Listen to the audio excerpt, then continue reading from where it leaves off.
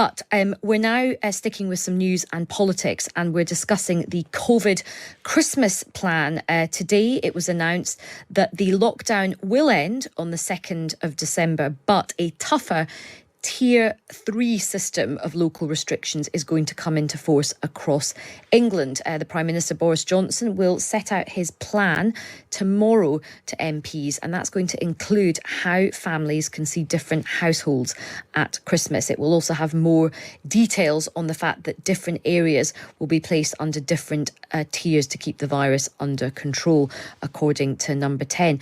But the big question is, do you think this is the right strategy? Are you willing to sacrifice a few days to have fun at Christmas to avoid having a miserable January? Or do you think it's better to let yourself go at Christmas? We all let ourselves go at Christmas, have a really, really fun time and then be locked down for the next couple of months. You know, what is the trade-off here? Let me know what you think about Christmas. Should we crack on with Christmas, or is it a price worth paying to try and get the virus under control? And it maybe means we might have some sort of normality a bit sooner. Drop me a text. You can text 87222, start your message with the word Times, or you can tweet us at Times Radio. Well, joining me now on the line is Dr. Duncan Robertson, a policy and strategy analytics academic from Loughborough University, who focuses on COVID-19 modelling and analysis. Thanks so much for joining us this afternoon, Duncan. What do you think about this sort of speculation about this announcement that's coming tomorrow saying lockdown will end?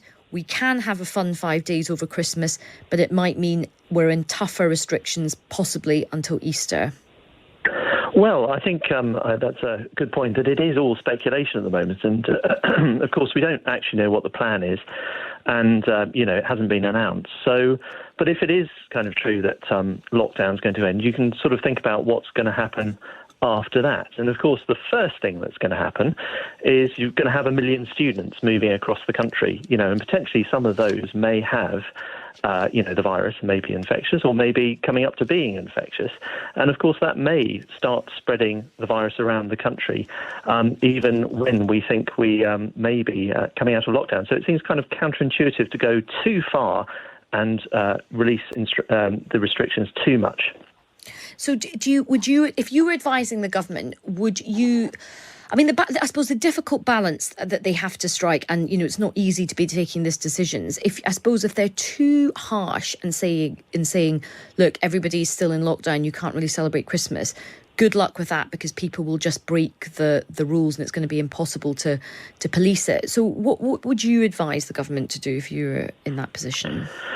Well, as you say, it's very difficult because whatever is announced or isn't announced, people are going to react to. And but I think really, you mentioned earlier about the strategy. We don't really know what this is, what the government's strategy is.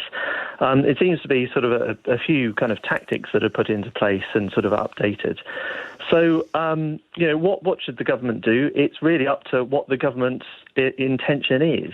And of course, I think what's different this time is we have potentially, and we still don't know, but we potentially have a vaccine not that far into the future.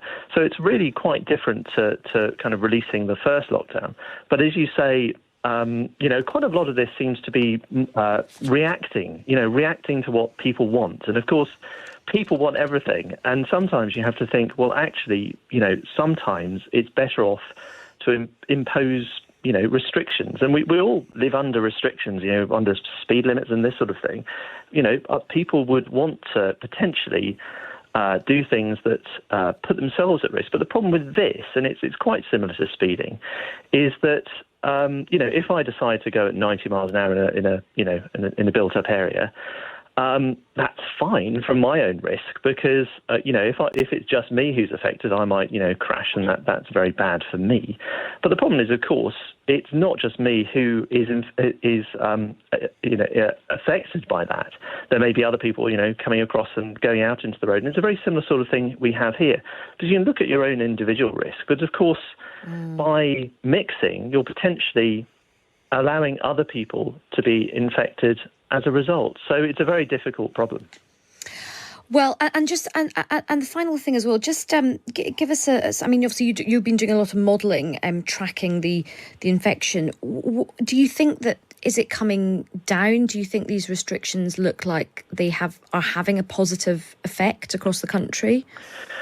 Well, I mean, once again, you have to look at comparing it to the first lockdown. When we released that, the number of people in hospital was lower than it is now, and it was going down.